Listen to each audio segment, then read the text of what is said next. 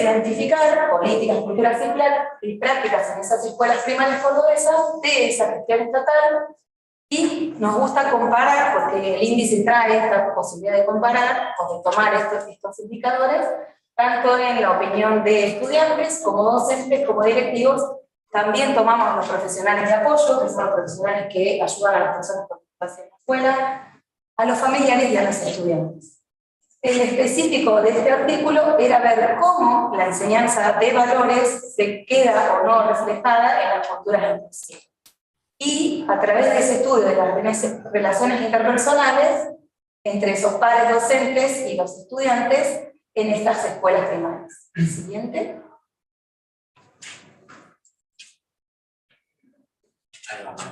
Sí.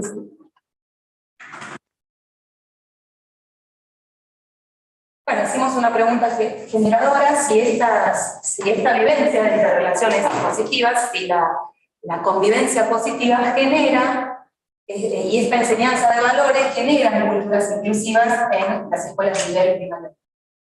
Es un objetivo muy amplio, vamos a dar cuenta de algo pequeño que salió, es bastante abarcativa la pregunta. Bueno, dentro de las instituciones educativas tenemos dimensiones, nos gustó representar esto a través de un triángulo, cuya base, y la base de todo, la base de las instituciones educativas, es generar aprendizaje y participación, no solo de las personas con discapacidad, sino de todos los estudiantes, de todas las personas que participan en la comunidad. Y en las puntas, digamos, para generar esa base se necesita crear culturas inclusivas, establecer políticas inclusivas y desarrollar prácticas inclusivas. Tienen que estar las tres para que se desarrolle el aprendizaje y la participación de todos y de cada uno. Siguiente. Bueno, ahí los autores lo que nos dicen, bueno, cómo generar esa cultura, o sea, qué está por abajo, los valores inclusivos, cómo lo describen los autores.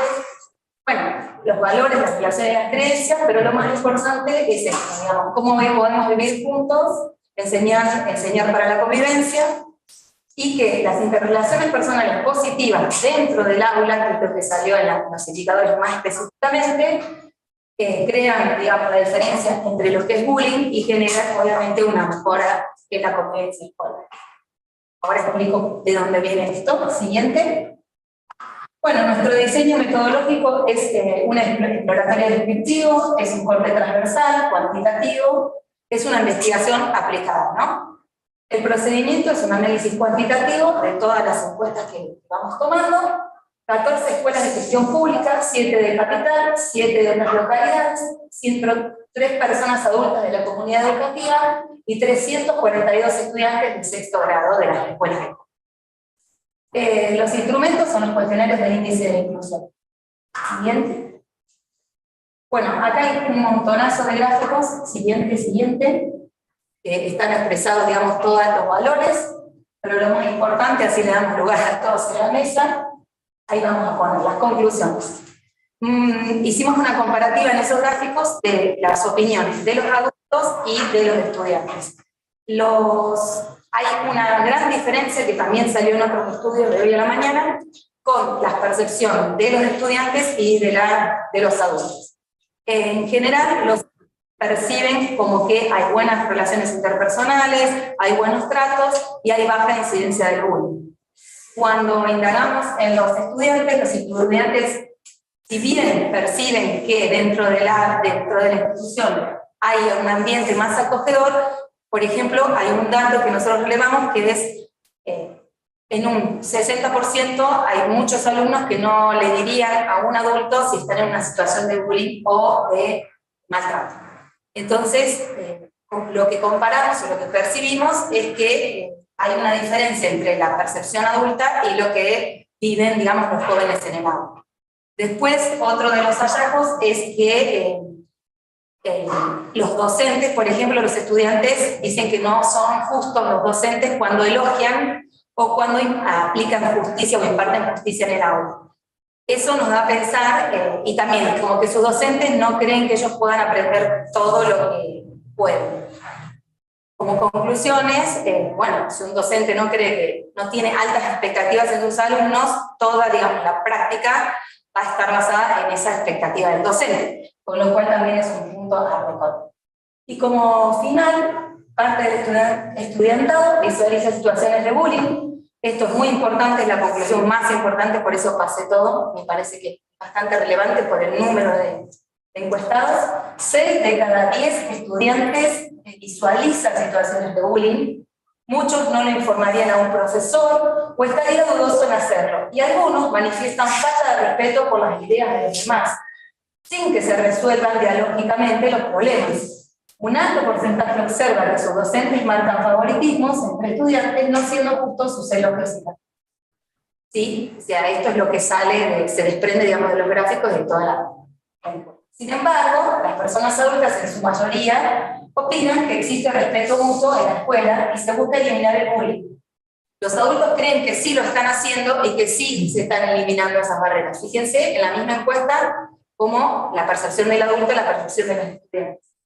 Que el estudiantado es valorado por igual, al revés, los chicos dicen que hay favoritismo, los adultos dicen que se valoran por igual, desarrollándose valores inclusivos. Para los adultos sí hay valores inclusivos, por los estudiantes no está del todo claro o no lo están percibiendo ellos en las aulas, ¿no?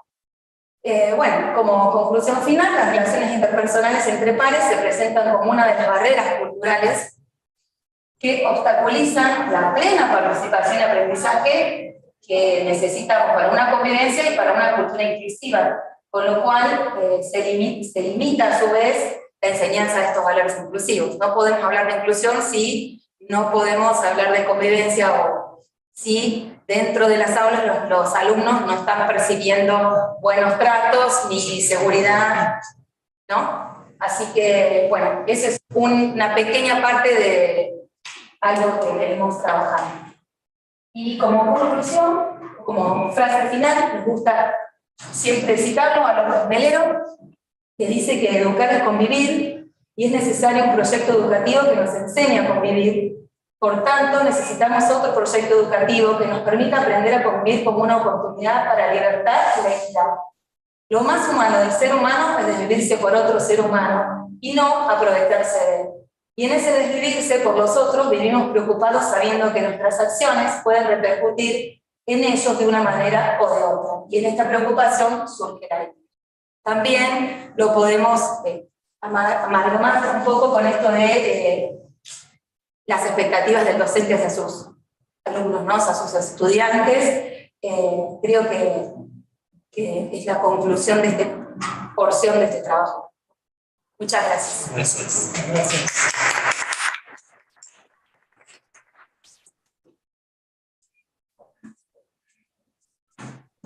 Carolina y a su equipo agradecerle por este mensaje y este proyecto que nos deja cómo humanizarnos más en nuestra acción de la pedagogía de la educación. Que no se quede en un discurso, sino una verdadera acción. Invitamos a nuestros compañeros Horacio Aldemar Pereira, Susana Amancio, Gabriela Cristina Pereira, quienes nos van a compartir escuelas municipales ALAS, innovación en ciencias, tecnologías, artes y comunicación, programa de innovación en la enseñanza y aprendizaje Piensa, Secretaría de Educación, Municipalidad de Córdoba, Argentina. Buenas tardes. Bienvenida. Buenas tardes a todos, mucho gusto. Con Cecilia nos encontramos en otra sala y nos hemos perdido, así que por eso llegamos tarde. Disculpen. Lucas, te lo paso por... Creo que lo había pasado con Félix. Te paso por WhatsApp.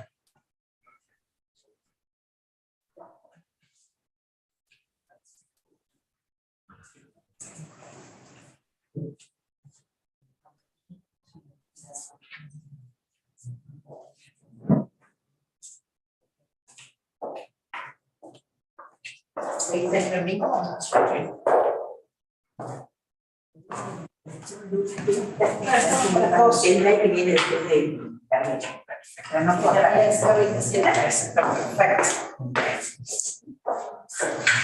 Nosotros nos encontramos en esa.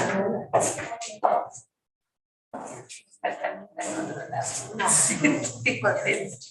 Puede ser en distintos puntos del país, pero siempre en estos lugares. Sí.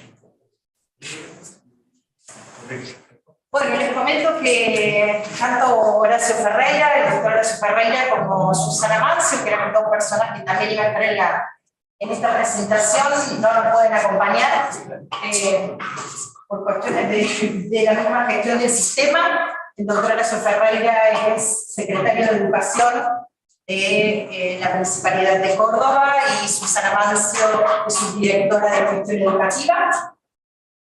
Trabaja junto a Luis Franchi, que es el director de gestión, y la propuesta, en realidad yo estoy trabajando en colaboración con ellos, no formo parte del sistema educativo municipal, pero sí trabajo en colaboración con ellos, y lo que voy a compartir es un programa, se llama Piensa, es un programa de innovación en la enseñanza y el aprendizaje. Es parte de la política educativa del sistema municipal. Pasamos, Lucas. Bien. El sistema municipal plantea un plan de gestión 2020-2023 y dentro de ese plan de gestión la Secretaría de Educación propone un plan educativo integral donde una de sus líneas estratégicas más fuertes es este programa que pretende trabajar para la formación integral de todos los niños, niñas, adolescentes, jóvenes y adultos que transitan por el sistema municipal que ofrece precisamente educación inicial desde 45 días a 5 años. Educación primaria, con la particularidad de que en este sistema todas las escuelas primarias tienen una sala de 5 años y algunas de 4 y de 5, y educación primaria y educación para adultos, además de una oferta de educación hospitalaria. En el caso del programa Piensa, sostiene como pilares calidad, equidad e inclusión. Es un programa integral que postula avanzar del derecho a la educación al derecho a aprender, reconociendo al sujeto de derecho como centro de la propuesta. Y para ello postula una renovación didáctica, una propuesta formativa que impacta en lo organizacional del nivel inicial y primario del sistema educativo municipal, en el currículum, en los saberes y las prácticas, en la normativa, en las acciones de desarrollo y formación profesional y en los vínculos con las familias y la comunidad. Este programa se pensó en contexto de pandemia, allá en el 2020, y 6 escuelas primarias comenzaron con la aplicación.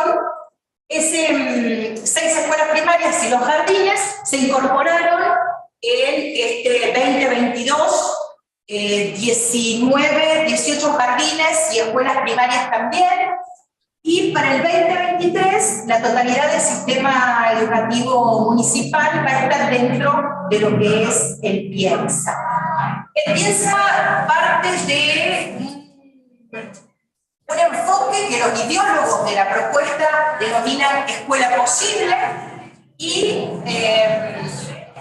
lo que propone es recuperar la experiencia construida y desde ahí avanzar en pensar y accionar una transformación desde las escuelas existentes. ¿Sí? Entonces sostiene un enfoque de transformación desde lo existente. Si bien hay parámetros comunes de funcionamiento para todas las escuelas que estén dentro del programa, cada una de las instituciones puede avanzar en diferentes ritmos de acuerdo a las posibilidades o a las necesidades institucionales. El objetivo entonces es contribuir a la mejora del sistema a partir de la propuesta de un modelo pedagógico renovado, desde este enfoque de la escuela posible que postula la transformación desde lo existente. Son 5 los puntos claves de la propuesta. Un modelo pedagógico ciclado, piensa la educación inicial, dentro de la educación inicial, el ciclo de infantes, 3, 4 y 5 años como un ciclo único. Y la educación primaria, de primero a sexto grado, en 3 ciclos. Primero y segundo grado, el primer ciclo, tercer y cuarto, el segundo ciclo, y el tercer ciclo con quinto y sexto grado. Más tiempo en situación de aprendizaje es otro de los pilares. ¿Por qué? Porque se extiende la jornada escolar. No hay una jornada ampliada, sino que es una jornada única. Una jornada única escolar que en el caso del nivel inicial pasa a ser 4 horas por día. 4 horas que hace a 20 horas semanales para el nivel inicial. Para el primer ciclo, primer y segundo grado, entre 4 y 5 horas por día, la mayoría va avanzando de manera progresiva para lograr de 20 a 23, aumentar hasta 23 horas por semana, es lo que han podido. En el caso del segundo ciclo, 4 o 5 horas, y en el caso del tercer ciclo, entre 5 y 6 horas. Es decir, que se estaría extendiendo quinto y sexto grado con una oferta en tiempo de 26, 28 o hasta 30 horas semanales para el estudiante. ¿Sí? En relación con más aprendizajes, más allá de que más tiempo en la escuela da la posibilidad de hacer énfasis en lengua y matemática y más ciencias, que estamos viendo que es un poco la debilidad del sistema en el nivel primario, se agregan otros contenidos. Inglés desde sala de 4 y también un espacio de educación digital, programación y robótica, también de manera transversal y de manera disciplinar, a lo largo de toda la escuela primaria y en lo posible también desde salas de 4 y de 5. En relación a más experiencias para ampliar los horizontes culturales, hace referencia a que se privilegia como estructura didáctica de todas las que están prescritas, unidad, secuencia y proyecto, el proyecto integrado, ¿sí? El proyecto integrado como estructura didáctica privilegiada en el marco de esta propuesta, que en lo posible debe abordar como mínimo 2 campos curriculares para desde ahí establecer relaciones entre las áreas y las disciplinas para poder promover aprendizajes más profundos. Están previstos dentro de las iniciativas didácticas talleres y laboratorios de matemática y de ciencia, taller de lectura, de comunicación, un espacio que se denomina EPIS, que son las experiencias de profundización e intensificación de saberes que recuperan la jornada ampliada con los espacios de arte, de educación física y proponen desde allí proyectos integrados con las materias troncales del currículum del nivel. En relación con más enseñanza para potenciar los aprendizajes, se hace hincapié en relación con las ciencias en el enfoque STEM o STEM, digamos un STEM ampliado que incluya artes, además de ciencias, de matemáticas, y está fuertemente fortalecida la propuesta didáctica, siendo atravesado por las tecnologías de la información y de la comunicación. En el caso de más enseñanza para potenciar aprendizajes, también se destaca la propuesta de las tutorías de apoyo a los aprendizajes, que es una celda más en la estructura didáctica, en la estructura horaria del nivel. ¿Sí? El nivel primario tiene dentro de su carga horaria prevista 1 hora semanal para las tutorías, que en el caso de los primeros grados focalizan en aquellos aprendizajes que hay que reforzar por el nivel de dificultad que tiene, lo que nos está costando con cada uno de los grupos, más en matemáticas y más en lengua. Y en los primeros grados, en relación con el oficio de estudiante. En relación con los últimos grados, se trabaja más con cuestiones metacognitivas, más allá de no perder de vista que estos son espacios para pensar otros modos de enseñar, otras formas de agrupamiento, ¿sí? Para lograr los aprendizajes previstos y que están aún pendientes. Por ejemplo, habilita al trabajo con cambio de docentes del mismo ciclo o con cambios de agrupamientos que se vinculen los estudiantes de primer grado con los de segundo y comparten los docentes.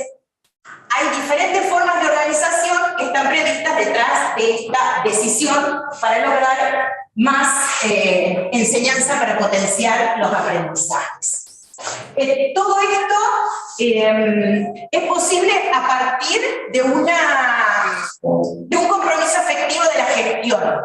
Para poder llegar a eso, se avanzó en la construcción de aulas, más de 50 aulas, el mobiliario, el equipamiento informático. Todas las escuelas tienen recursos, como mínimo 30 netbooks, tienen sus proyectores, para trabajar, además de todo lo que es el kit de programación y robótica, con Go, y un docente que trabaja para el desarrollo de contenidos específicos de programación y robótica, y a la vez en colaboración con los docentes de las otras disciplinas, en este caso serían los campos curriculares o de las salas o grados. La construcción de las aulas, decía, equipamiento, mobiliario, nombramiento de personal docente. En el caso del nivel inicial se sumó un docente de música a cada uno de los jardines que están en el programa Piensa. Hay toda una inversión más allá de un compromiso con las decisiones pedagógicas que se asumen. Como les comentaba al principio, creo que hay algunas fotos allí. Bueno, uno de los proyectos que está haciendo este abordaje STEM es lo que se denomina dentro del documento base de Piensa, explora para nivel inicial, indaga para primer ciclo, descubre para segundo ciclo y crea para tercer ciclo.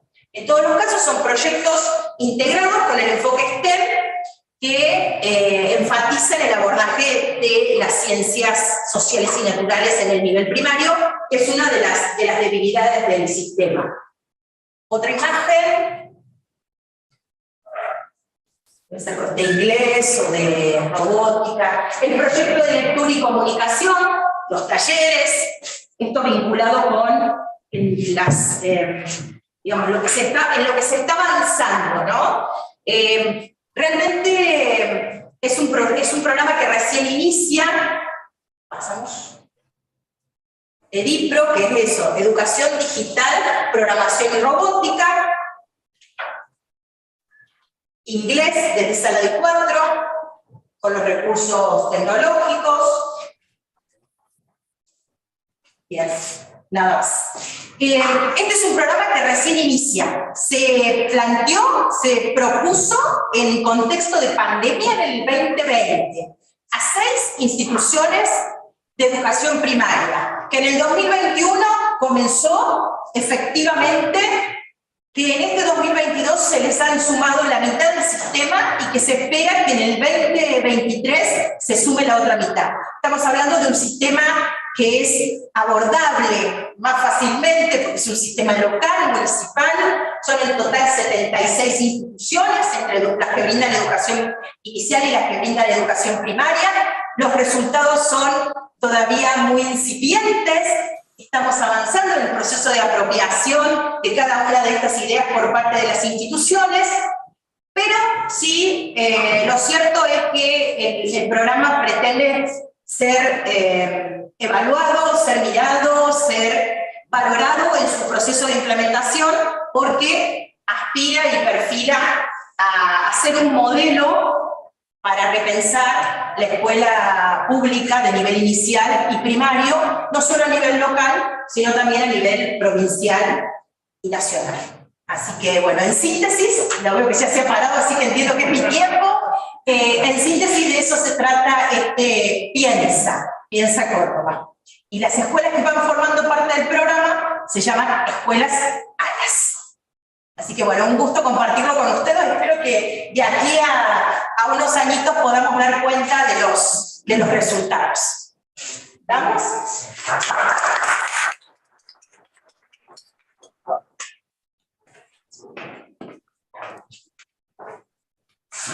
La compañera Susana creo que nos pone en un reto. ¿Cuál es nuestra capacidad de pensarnos y transformar nuestros contextos, nuestros quehaceres diarios? A veces nos acomodamos y cuando no nos acomodamos pasaron las años, ¿qué hicimos?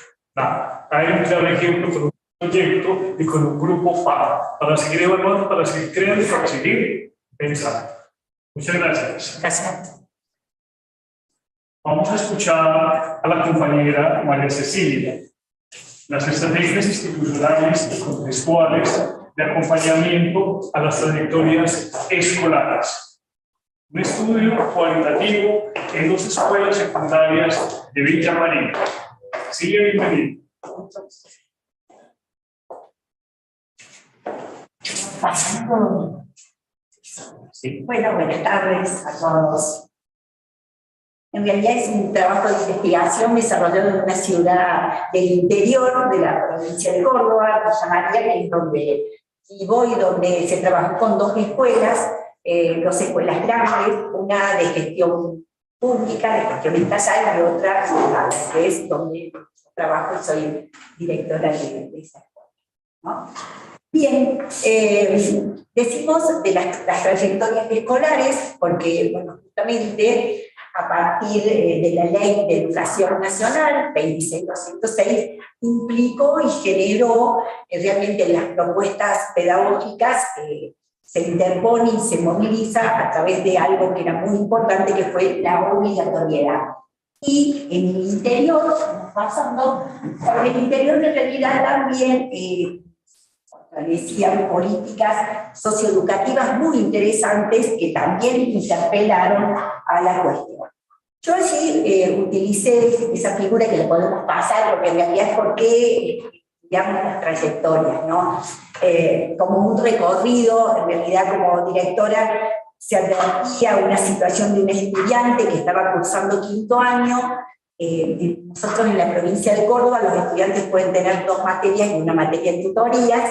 Esta joven la estaba cursando y en realidad presenta los trabajos en la primera parte del año. En la segunda parte la profesora se jubila y la persona que va a tomar esas horas le exige al estudiante que conociera la materia completa. El estudiante no se presenta en el último trabajo, no se presenta en diciembre y cuando lo hace en marzo, en realidad pierde la materia, se genera esta situación de repitencia importante. Interviene la inspección porque era una joven que en realidad ella necesitaba trabajar, era hija de mamá soltera con muchos problemas y estaba sosteniendo el hogar porque en realidad su mamá no conseguía trabajo, y ante la posibilidad de que ella pudiera rendir, la profesora sostenía que, bueno, los saberes no estaban, y el régimen académico, bueno, fortalecido y estructurado, no lo permitió más allá de todos los trámites. Eso lo hizo llevar. El estudiante repite, con mucha dificultad se ubica en 5º año y después tiene una situación donde fallece en un accidente. Esto, la verdad, que nos movilizó y nos hizo pensar en que más allá de que había una ley, la ley de educación, y que en realidad fue de avance y fue sumamente importante, nosotros no pudimos sostener, porque justamente el régimen académico que tenemos, y esta es la propuesta de este trabajo de investigación, es volverlo a pensar y es un núcleo duro que realmente no permite modificaciones. No me refiero al nuevo régimen que hay en algunas escuelas en la ciudad de Córdoba, sino al que nosotros seguimos sosteniendo. Entonces, realmente eso nos permitió decir que esta ley, si bien moviliza las cuestiones, todavía advertimos algunas dificultades. Más allá que en Córdoba, quiero rescatar, hay políticas socioeducativas muy importantes que evidentemente muestran un avance y también con respecto a la trayectoria, es decir, hay un trabajo hecho desde el 2008 en adelante, que lo vamos a ir compartiendo, que se ve que hay un avance. No obstante eso, creemos que es sumamente importante continuar estudiando las trayectorias escolares y sobre todo puesto en este análisis sobre este núcleo duro del sistema educativo.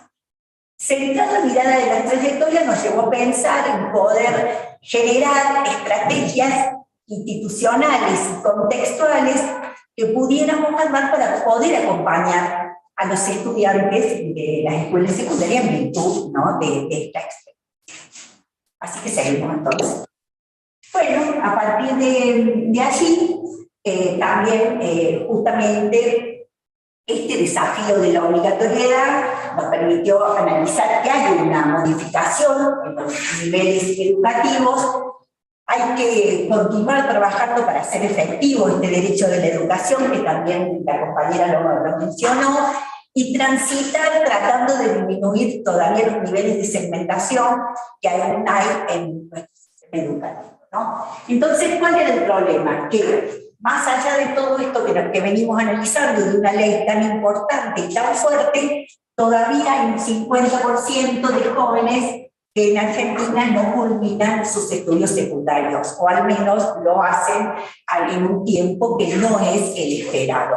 Entonces, esto nos permite analizar algunos factores que aparecen como una especie de fantasma, que es el tema de la sobriedad.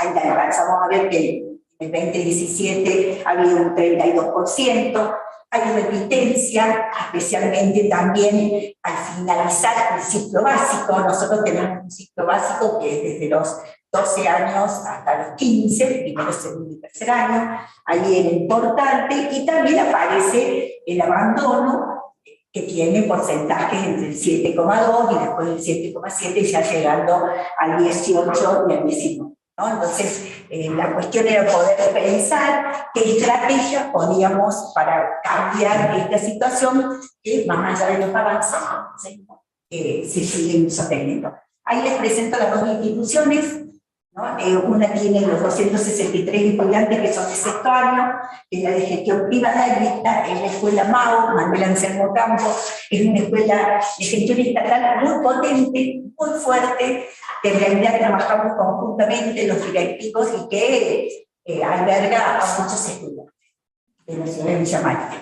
Bien, ahí está la revisión de la literatura, no se trabajó mucho, vuelvo a decir, en realidad había un avance que todos conocemos, que es a través de Flavia Tevigi y de muchos autores, y de Horacio Ferreira también, que se dedicaron al tema de las trayectorias escolares, después como un impasse y ahora hay una vuelta en esta situación.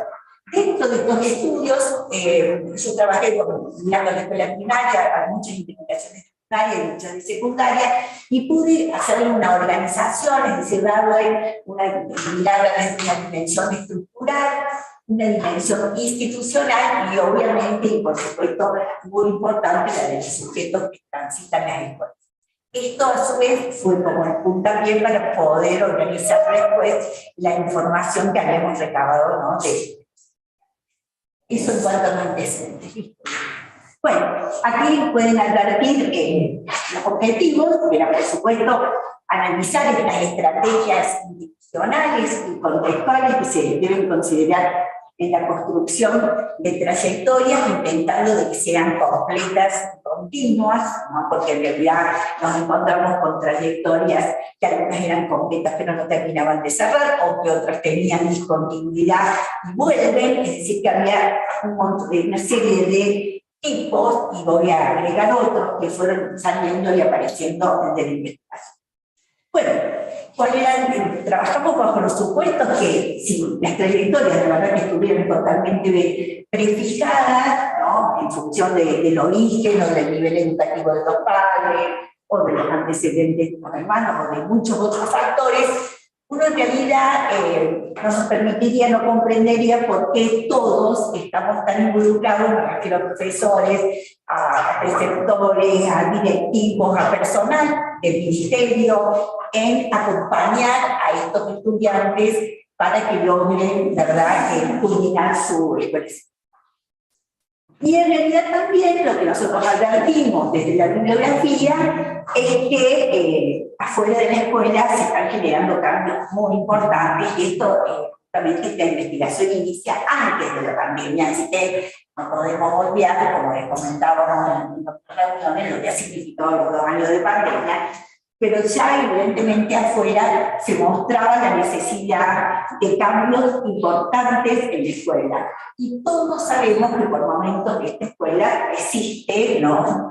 Justo coincide con una propuesta que me pareció muy interesante y superadora, pero en términos generales la escuela tiende a resistir y a sostener al menos este régimen académico del cual estamos hablando, no se somete a cambios, y en realidad es muy importante, y ojalá que podamos avanzar en otras maneras, ¿no es cierto?, modificar la gramática escolar, en tener otras propuestas, en el número de materias, en otras modificaciones que hacen falta y que quizás van a contribuir, esta es la hipótesis, a acompañar las trayectorias y que estos jóvenes puedan concluir con sus presentes, ¿no? Hay también, hay en los últimos años una velocidad de los cambios muy significativos que obviamente muestran estas dificultades que presentan el proyecto, ¿no? Seguimos entonces.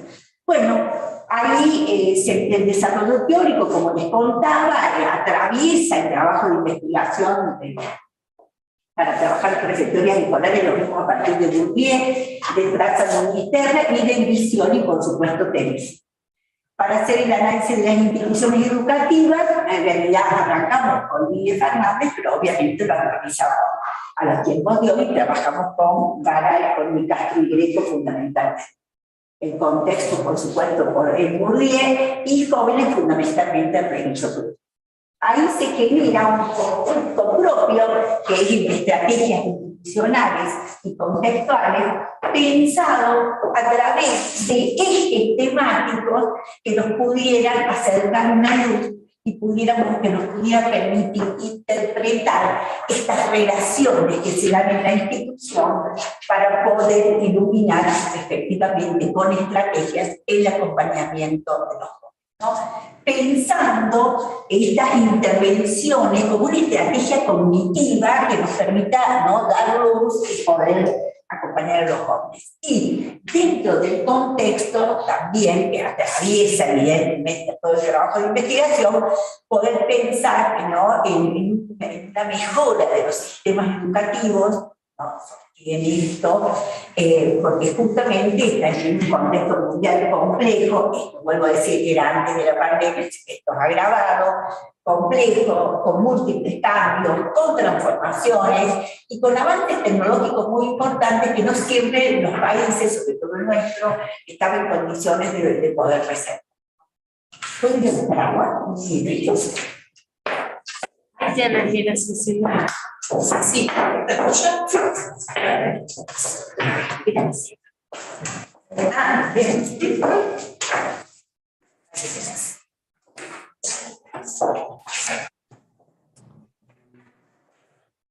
Ahí podemos ver en ese trabajo histórico se trabajó fundamentalmente desde una perspectiva multidisciplinar, por eso pudimos trabajar con pedagogía, con sociología y política.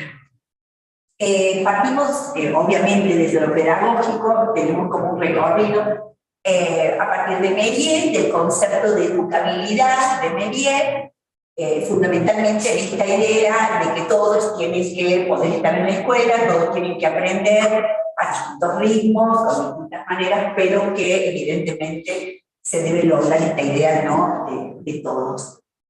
Por supuesto, tomamos de Derich esta clasificación que es tan común, tan conocida por todos, de trayectorias teóricas o ideales, trayectorias reales, y a partir de allí trabajamos, ¿no? Desde lo sociológico, bueno, Kaplan hace un análisis muy profundo, ¿no?, en esto de la partida y la llegada, y pudimos trabajar con la voz, porque tiene un enfoque cualitativo y recogimos la voz de los actores institucionales. En la investigación participaron los estudiantes de sexto año, como lo dije aquí, las personas que eran los actores institucionales, directivos, profesores y padres, ¿no? O sea que también pudimos recoger esa voz.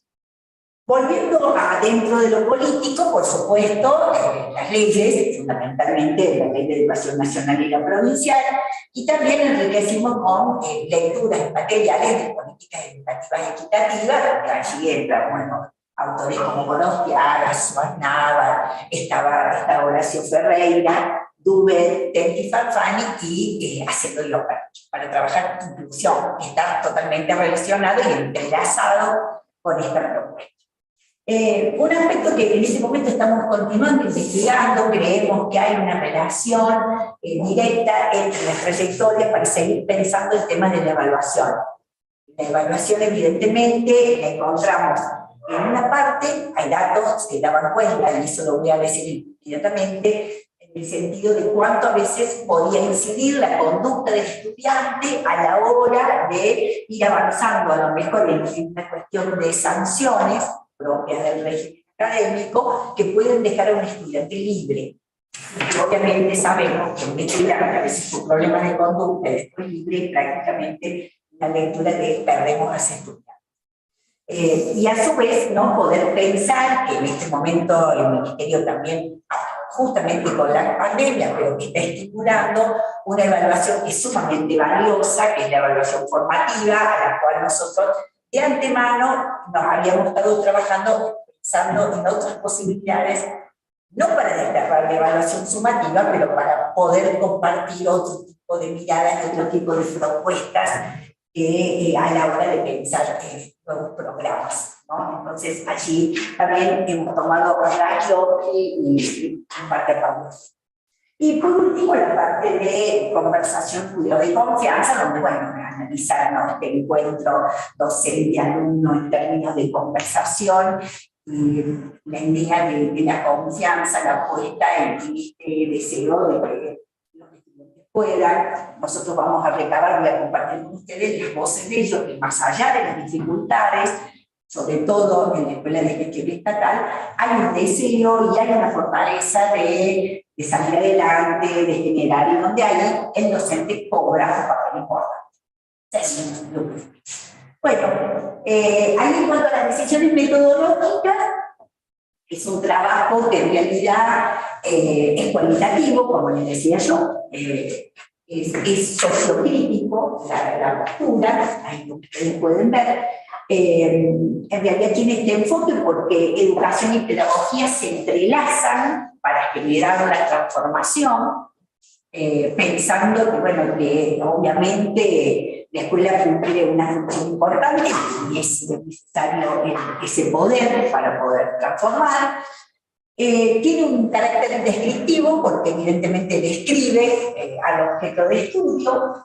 Es fenomenológico, interpretativo, porque intentamos interpretar qué pasaba con ese estudiante en el fracaso, es decir, qué siente, qué le pasa al joven que en las entrevistas los datos decían que habían tenido que abandonar, pero que habían vuelto a la escuela. Es decir, ahí si uno analiza con investigaciones de mucho tiempo atrás, había jóvenes que abandonaban y era difícil que volvieran. Hoy vuelven, hay un avance en los estudios de la investigación con los estudiantes, ya sea o se incorporaron a la misma escuela o hay un plan fines, otro plan de terminalidad que también están contribuyendo recientemente a que esto ocurra, lo cual está bien interesante.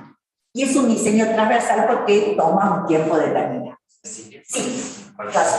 Bien, vamos más rápido entonces, ahí para, ya vamos a ir. Bueno, aquí el foco eran los estudiantes de sexto año, evidentemente se intenta interpretar. Está enriquecido por la palabra de los docentes y los padres. ¿Sí? Bueno, ahí podemos ver, ven ustedes, eso lo podemos pasar rapidito, porque bueno, son los modos, lo que se hizo, el tratamiento de la información se hizo de manera triangular para darle, porque justamente en una de las escuelas trabajaba. Esa fue la estrategia que se utilizó. Se pusieron en juego entrevistas de profundidad, cuaderno de campo, lo que actualmente hacemos, y el análisis.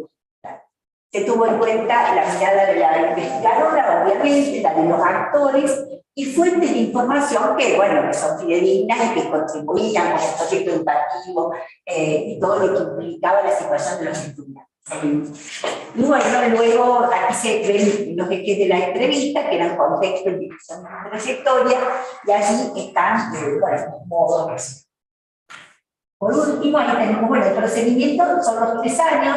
Lo más importante de esto, ya de que se cumplen todos los pasos, es que en el año 2020 lo hicimos en plena pandemia, por lo tanto, Las entrevistas a estudiantes, la primera escuela la hicimos en el 18 y trabajábamos en la segunda escuela en el 19 y la del 20 lo hicimos a través de Zoom con todos los cuidados pertinentes, pero realmente muy rica porque los docentes estaban interpelados totalmente por algo que fue complejo, que no es cierto, no podemos dejarlo así como pasar, y que en ese momento también se encontraban prácticamente, uno utiliza la palabra obligados con todo el respeto a abrirse a la tecnología porque muchos de ellos no tenían experiencia en eso. Seguimos. Bien, ahí tenemos los análisis de datos, los 3 momentos, la reducción de la información, por supuesto la exposición, el proceso de categorización, codificación y las conclusiones. Es decir, se utilizó el análisis de contenido. Y en cuanto a la discusión y las conclusiones, bueno, lo que pudimos advertir es que obviamente los docentes conocen la organización, es decir, hablan de las trayectorias que como las conocemos, trayectorias teóricas ideales, trayectorias reales. Hay un grupo importante de estudiantes trayectorias teóricas que están preocupados, que tienen interés en estudiar. Surgió una categoría particular que le llamaron los docentes trayectorias brillantes, y era la preocupación por aquellos alumnos que son muy estudiosos, que realmente tienen asombro, que tienen muchos deseos de investigar y demás, y que aparecía, obviamente no para tomarlo como una generalidad, como una preocupación de estos jóvenes que necesitarían más estímulo. Hoy en las aulas tenemos estas aulas heterogéneas y vamos generando, pero no pareciera que no se impacta todavía en la vida de las aulas esta cuestión del tratamiento de la heterogeneidad. Y luego había estudiantes que obviamente tienen trayectorias reales, no lineales, es decir, jóvenes que en realidad o requieren acompañamiento durante el año o requieren, es decir, que se llevan materias, y a su vez aparecía la situación de jóvenes que repiten. Estos jóvenes que repiten, los datos dan cuenta de que había situaciones familiares importantes, situaciones personales, situaciones que hacían que los papás se habían quedado sin trabajo y habían rotado por la provincia, por lo tanto los estudiantes no siempre conseguían escuela, y en esa demora se perdía ahí una situación particular. Obviamente que ahí se da la figura del abandono, pero era en este número de estudiantes, el joven había regresado a la escuela. Y luego aparece otro tema que es interesante, que es el de la transición. Es decir, Monarca había analizado en su material que había una gran dificultad en las trayectorias de sexto grado a primer año, en donde muchos chiquitos en realidad ya conocían la repitencia de ingresar a la escuela secundaria. Lo que nosotros pudimos advertir que hay una mejora en ese aspecto, pero las dificultades las advertimos en tercer año, de tercero para cuarto. Había muchos estudiantes que se habían cambiado de escuela, es decir, ante la dificultad de llevarse materias, habían llegado a esta escuela de gestión estatal que tenía una serie de programas de acompañamiento muy fuerte y donde los estudiantes lo dicen, lo advierten y lo expresan, ¿no? Y lo ponen en valor. Y hay una situación que también aparece como importante para tener en cuenta, que son los jóvenes que van a una orientación, se llevan muchas materias de esa especialización y obviamente eso incide, se cambia de orientación, pero no siempre pueden ir avanzando en los años como está esperado, porque se empieza a trabar y a haber una situación ahí de complejidad. De todas maneras, es importante porque aquí, dentro, en términos de Monarca, ella habla de una situación estructural, que es lo del sistema educativo, ¿no? De qué manera el sistema educativo, el currículum, incide en la trayectoria de los chicos. Y después había otro dato que tenía que ver con la relación docente-alumno y, a su vez, dificultades de comprensión. Dentro de las estrategias institucionales, luego cortito, tenemos el régimen académico, que lo compartí, es lo que aparece con más preocupación. El régimen académico tiene como 3 miradas, la propuesta de división y cada vez más fuerte en el sentido de evitar la repitencia de año completo. no parcializado. Las investigaciones dicen que los chicos al volver a repetir las materias que tenían aprobadas las desaprueban, y con lo que implica la pérdida del año. Ellos se daban cuenta, uno de los estudiantes de la investigación había tenido como 3 repitencias y decía, bueno, todo lo que había ido perdiendo en estos cambios, ¿no? Había tenido cambios de escuela y demás. Después también hay una preocupación por la asistencia, que ahora en el nuevo régimen esto se está flexibilizando, pero todavía en las escuelas seguimos con lo nuestro, en donde el alumno a las 15 la asistencia era libre, se le da 10 y después 5 más, y es muy encorsetado, muy preparado de esa manera y no genera otras posibilidades de acompañamiento. Y lo que les decía a ustedes yo de la evaluación en el caso de que tenía incidencia en esta categoría. Luego se pudo advertir que las escuelas tenían proyectos educativos institucionales muy fuertes, de acompañamiento, que tenían un trabajo muy interesante hecho con el Ministerio, sobre todo la escuela pública, que está más atravesada. Los docentes de la escuela privada solicitaban que el Ministerio también llegue a ellos en ese aspecto. Se valora el acompañamiento, hay muchísimo acompañamiento de parte de los docentes, en el sentido de, sobre todo en la escuela pública, y que están muy preparados para eso, y evidentemente, obviamente, estos docentes, sobre todo, tenían, además de dar las cátedras, generaban un proyecto de tutorías que yo escuchaba que ahora lo van a incluir desde la escuela primaria. O sea que eso también es una fortaleza que estaba en las 2 escuelas y creemos que acompañar fundamentalmente también a los jóvenes, ¿no? Lo que sí, y ya para ir cerrando, en realidad había un análisis muy fuerte de la práctica pedagógica que estaba interpelada por las TICs. Los docentes, muchos eran conscientes de que no tenían los saberes, que la pandemia los había sobrellevado, los había planteado en esta cuestión, que era importante avanzar.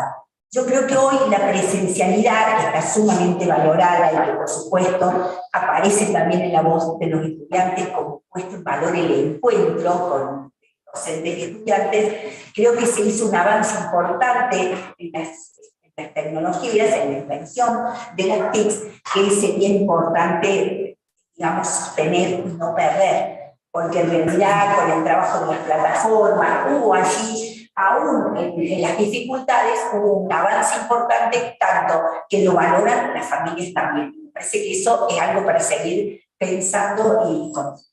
También en la práctica pedagógica los docentes hacen referencia a que hay algunos que consideran que están en vías de logro las modificaciones y otros que creen que el aula va a ser el elemento para poder realmente transformar esta educación, ¿no? Poniendo todo el énfasis y, bueno, utilizando los términos de Maggio cuando dice que el aula conmueve, que el aula en realidad aquí podría estar la base de esta transformación y de este acompañamiento.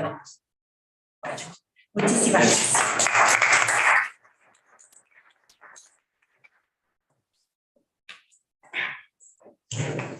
Gracias, profesora. Tiene más grado Carlos que yo. Bueno, sos mal. Gracias, profesora María Cristina. Dice que me corté mucho de nada. La escuchamos. La pregunta. Sí, hay una sociedad que se cambia, que se transforma, que se desarrolla. La escuela está cambiando, la escuela está desarrollando, la escuela va a la parte o nos estamos quedando con cosas de tiempo. ¿Sí? Damos espacio a aprendizajes y migración. Procesos de adaptación de jóvenes extranjeros en la nueva ciudad y en la universidad. La profesora Sandra López y Mariana nos acompañan. Gracias por la bienvenida. De exceso de Sandras. Sí, a ver. Es mi vida, ¿no? Si no digo que no me dieron voz hoy, estoy errado, ¿no? Bueno, lo que voy a compartir ahora sí es una partecita, voy a tratar de ser muy sintética y en todo caso después los invito a que googleen y busquen ahí las publicaciones. Para pensar en el marco de los ejes de este congreso, la cuestión del aprendizaje en estudiantes migrantes. Nosotros desde el 2015 más o menos, tanto acá en la Católica como en la Nacional, venimos trabajando con movilidad interna, movilidad nacional y movilidad regional de Latinoamérica, con jóvenes que tienen como punto de partida de su migración voluntaria, no es exilio, no es nada de eso, el venir a estudiar a las universidades cordobesas, sea la Católica, sea la Nacional o sea alguna otra, ¿no? En el primer tramo de la investigación, lo que nosotros identificamos, a partir del estudio con los jóvenes universitarios, en donde no veíamos migración, era el efecto del desarraigo. Y es uno de esos análisis que detona estas nuevas investigaciones para ver los procesos migratorios y los procesos de adaptación o y aprendizaje, pensado más bien desde una perspectiva piagetiana, de estos jóvenes que salen del espacio del hogar, del espacio de origen, en donde han crecido, se han criado, y tienen que, digamos, apropiarse del espacio, en algunos casos ciudad, pequeña Córdoba comparada a Buenos Aires, pero ciudad al fin, y además hacerse de lo que supone empezar los estudios en la universidad. Bueno, yo la hago porque hay que hacerla, pero después me olvido que existe. Perfecto.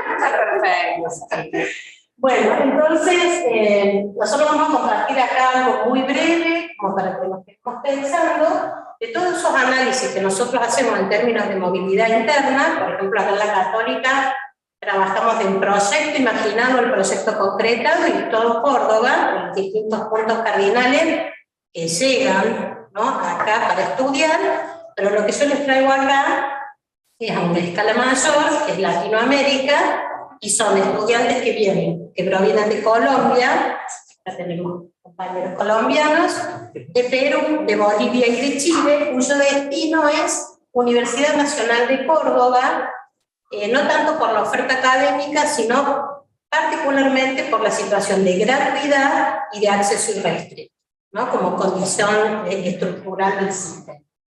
Entonces, para pensar estos procesos migratorios, nosotros necesariamente tuvimos que ponernos a estudiar acerca de políticas de educación superior en cada uno de esos países de origen, para ver qué sucedía allí, cuyo destino era luego otro país. Bueno, no vamos a desarrollar, pero ahí hay diferencias sustantivas.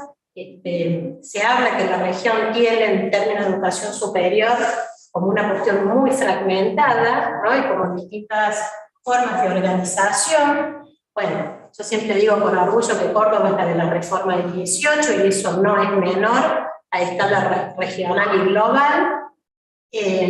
Por otro lado, la cuestión de... después le los objetivos. Hay un mapita, que creo que me parece que es muy representativo.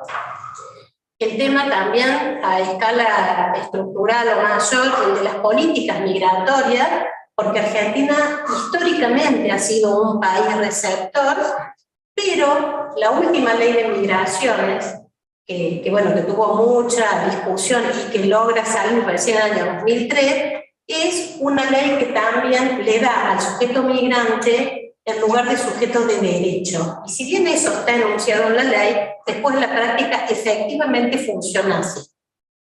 Nosotros trabajamos con 16 estudiantes que están en la Facultad de Filo y Humanidades y en la Facultad de Arte, y nosotros nos dedicamos a las experiencias migratorias y universitarias, de una escala más micro. Sin embargo, preguntábamos el acceso al sistema de salud, ¿no?, el acceso al sistema laboral y los tipos de residencia que ellos obtenían. Y efectivamente, digamos, Argentina posibilita, es un país que da de manera genuina un lugar de acogida al migrante, ¿no? Después el desarrollo igual está, el sufrimiento está, la adaptación también sucede, pero por lo menos un país que, los acoge realmente. Decíamos, un país receptor, históricamente las primeras migraciones, no voy a desarrollar eso, pero de la década del 90 a esta parte, cada uno de esos países, tampoco voy a desarrollar, Chile tiene 4 oleadas migratorias argentinas por distintas causas, Colombia es de los últimos que viene a Argentina, digamos, con la intención de estudiar, más estudiantes para posgrado que para grado, porque acá es bastante menor el costo, aunque tengan que pagar vuelos y demás. Bueno, otro rollo, otra historia, pero bueno, yo quería poner a escala regional como Brasil no hay tanta recepción por una cuestión idiomática y porque también tiene un sistema de educación superior bastante garante en el acceso, aunque también tienen restricciones para el ingreso. Voy viendo acá. No saben ni cuáles son los objetivos, así que así único a la gente. Los objetivos, bueno, a nivel micro, después que nosotros vemos esta cuestión contextual, estructural, que de alguna manera incide en las tomas de decisión, lo que hemos hecho es, en el método biográfico, reconstruir los itinerarios de estos 16 estudiantes, una mirada, si se quiere, longitudinal, hace ya 4 años que venimos trabajando, y tenemos que, bueno, ver, describir, pero también interpretar los sentidos subjetivos sociales y también cognoscentes que otorgan a esas experiencias. Ahora creo que ubique un poquito más. Podemos, bueno, como les decía, un enfoque biográfico, relatos de vida, no sé, ver todo, como para ubicarlos. Ya dije cuáles son las unidades académicas, una muestra intencional por bola de nieve. También pasaron las estadísticas, cuáles eran las facultades que me interesaban en función de la cantidad, que tiene para la población que tiene un alto porcentaje de estudiantes migrantes. Entonces, ya les voy a contar que encontré. Bueno, discusión y va todo un poquito ahí. La migración entraña aspectos ambivalentes en los jóvenes, la necesidad de independizarse y el disfrute con autonomía, esto vale para todo tipo de movilidad. Extrañan y a su vez conquistan el espacio propio, es una experiencia de desplazamiento, es un movimiento objetivo de traslado de un lugar a otro, que genera impactantes movilizaciones subjetivas.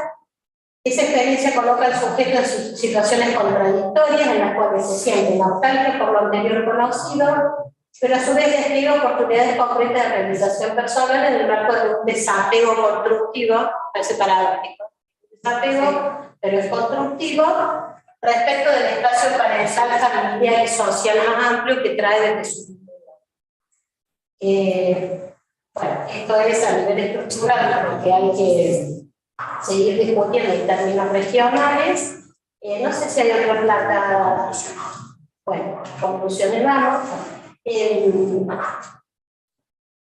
Todo esto se ha analizado, yo no lo traje porque es un diagrama de nivel muy grande, son 3 dimensiones que están sumamente enlazadas, que es la temporal, la espacial y la intersubjetiva, y de ahí vamos tocando los 2 espacios sociales más importantes, que es el urbano a nivel de ciudad y el espacio universitario. Una temporalidad dividida en 3, momentos antes de la migración, experiencias migratorias y futuro. En el futuro hay gente que echó raíces acá, armó pareja, lo que fuera, tiene laburo, se queda, gente que retorna a su lugar de origen y gente que sigue proceso itinerante por el mundo en busca, que también es una condición juvenil hoy para los que tienen esa oportunidad. Queda chico el mundo, ¿no? Como decimos en la película, es el mundo no basta, ¿cuál es la que se llama así? Que no les alcanza, ¿no? Y siguen en la búsqueda. Bueno, aquí les decía que gratuidad, ingreso irrestricto es uno de los principales motivos, obviamente no es el único, pero es una condición objetiva muy fuerte, ¿no? En el caso de arte, lo que a mí me sorprendió, capaz que la gente ya lo conocía, pero a mí me gustó escucharlo, la búsqueda en arte, sobre todo en las carreras ligadas al instrumento, buscan una carrera, buscan una facultad, pero buscan el profesor. El instrumentista busca el profesor, y es ese profesor de violín, de piano, el que hace lazo en todo, ¿no? Bueno, podríamos hablar un rato de eso. Actúan distintos actantes en la decisión de migrar, situaciones, jóvenes, profesores, referencias, un argentino que se encontraron en Brasil, son múltiples los actantes que están ahí. Obviamente es un sujeto que en algún momento en su horizonte de posibilidades lo había pensado, de hecho un colombiano que es que era de Medellín, se va a Bogotá primero, tienen como experiencias migrantes anteriores, y Bogotá no le alcanza, y entonces termina en la Florida, ¿no?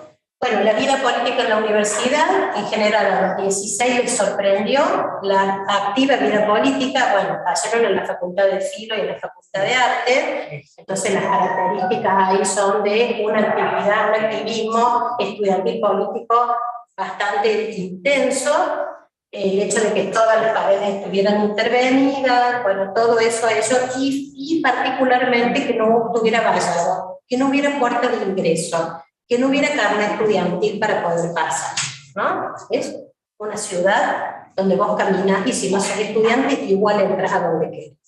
Eso me llamó mucho la atención.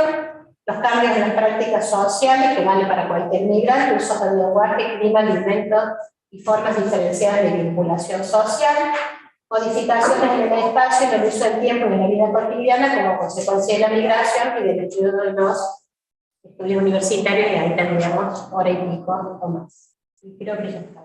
La Biblia, sí, es conmigo. Estaba re bien, ¿no? Todo bien.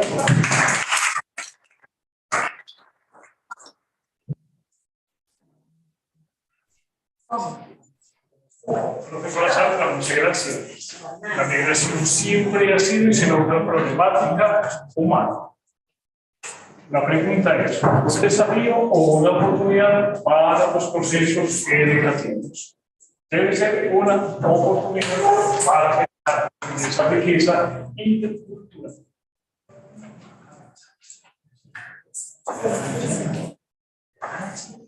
Vamos a escuchar a Martín de Fabián. La importancia de las relaciones grafológicas en los procesos de enseñanza-aprendizaje en inglés como lengua extranjera. Una propuesta didáctica para mejorar la competencia con los estudiantes. Bienvenidos, compañeros. Muchas gracias. Bueno, trataremos de ser breves. Bien, buenas tardes.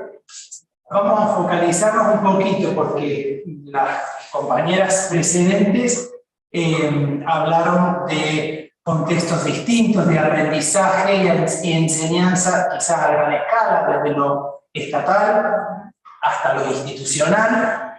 El trabajo que se presenta aquí es como hacer un zoom. ¿Vieron cuando vamos desde un lugar en el Google Maps hasta otro, un lugar más general hasta otro? Hacemos un zoom en los aprendizajes más específicos.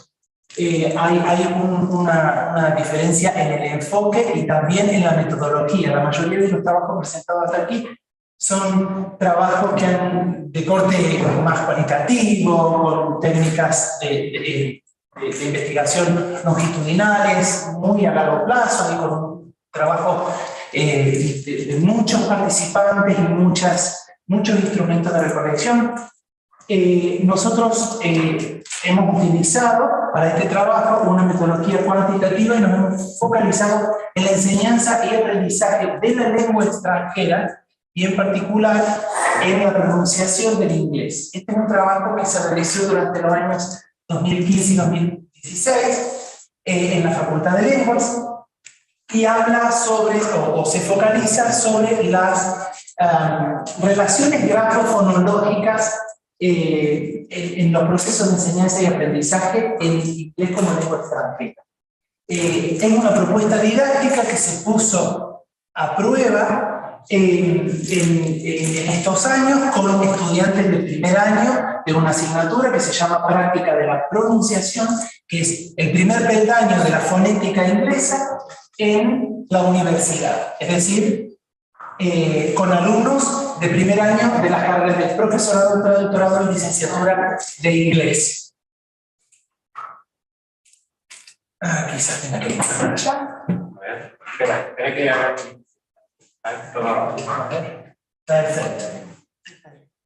Bueno, voy a tratar de ser lo suficientemente breve y específico como para que puedan seguir, porque quizás en algunos casos la referencia a cuestiones teóricas sea muy específica de la fonética y la fonología.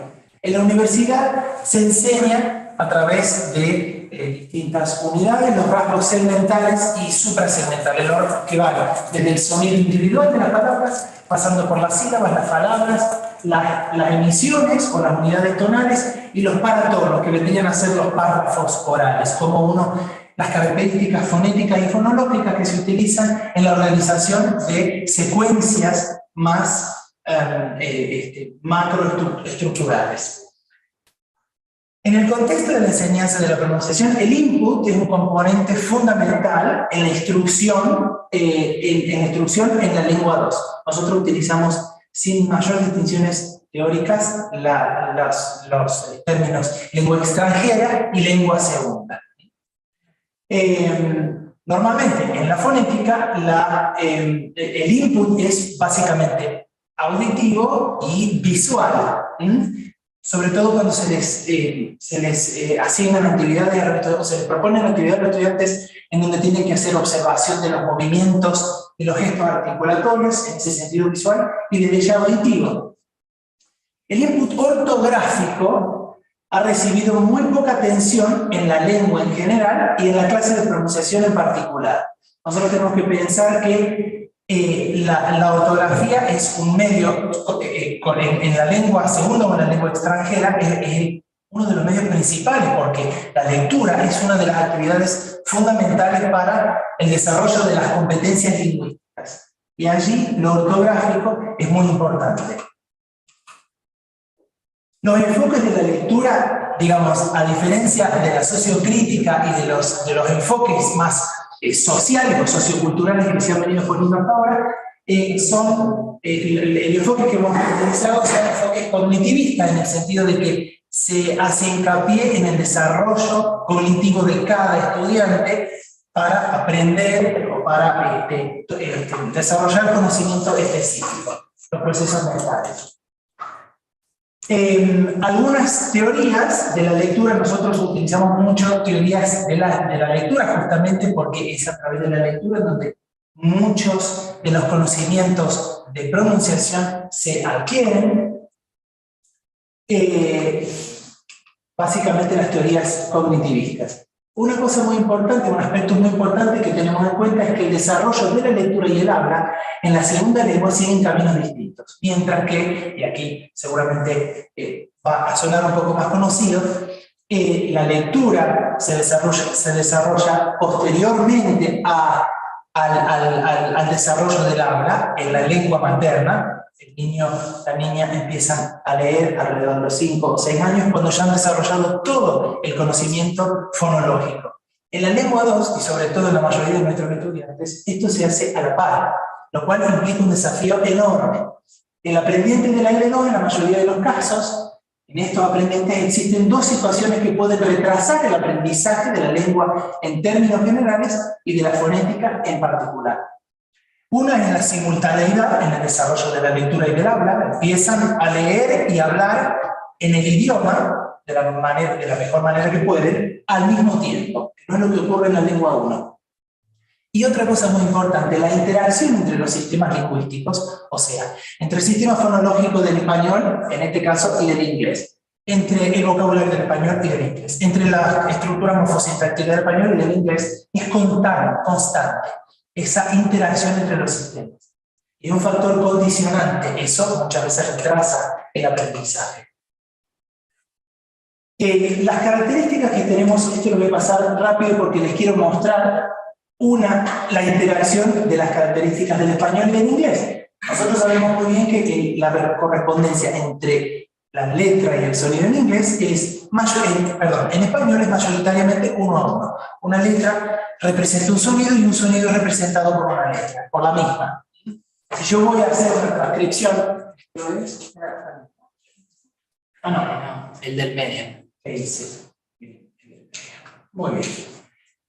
Si yo quiero representar en fonología la palabra tela, exactamente reproduzco los mismos sonidos. Y si yo quiero saber cómo se escribe el sonido T, se va a escribir exactamente igual. Una relación 1 a 1. Esto se llama correspondencia biunívoca entre la letra y el sonido.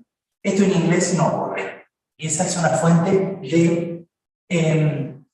de conflicto en el aprendizaje que es muy poco abordada en la enseñanza de la pronunciación del inglés. Es decir, cómo enseñar a pronunciar a través de las relaciones grafo-fonológicas.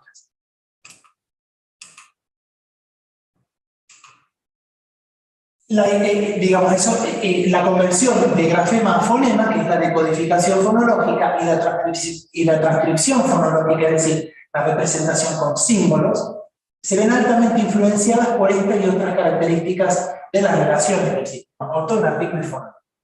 La hipótesis de trabajo fue que la enseñanza de la pronunciación, no solo desde lo articulatorio y desde lo auditivo, sino desde lo ortográfico, transformando las relaciones ortográficas en sonidos. Nosotros quisimos determinar si existen diferencias significativas entre la pronunciación de las palabras. Utilizamos palabras desconocidas, porque si nosotros les ofrecemos palabras conocidas a los estudiantes, no vamos a saber si tenemos un resultado positivo o negativo de una instrucción. Elegimos palabras desconocidas. Y evaluamos aquí en un grupo experimental y un grupo control si la instrucción específica, una instrucción específica en ortografía y pronunciación puede tener mejoras significativas en cuanto a la producción oral y a la producción de una tarea escrita, que es la transcripción fonética.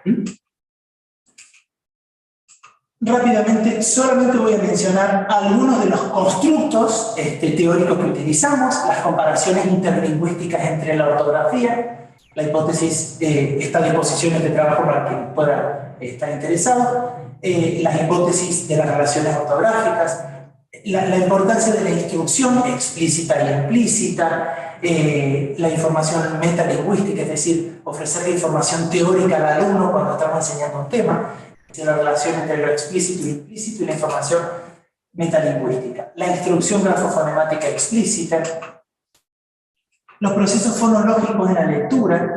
Nosotros cuando hablamos de lectura muchas veces hablamos de comprensión lectora, y uno de los primeros procesos en la comprensión de lectora es la decodificación fonológica. Si yo no puedo decodificar qué palabra estoy leyendo y unirla a un concepto mental, es muy difícil que yo pueda lograr la comprensión. Eso también ocurre con la realidad.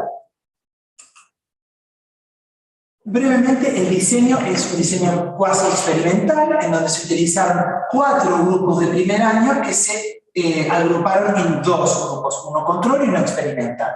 El grupo experimental se denominó GA, el grupo A, más sencillamente, y el grupo control, el grupo B.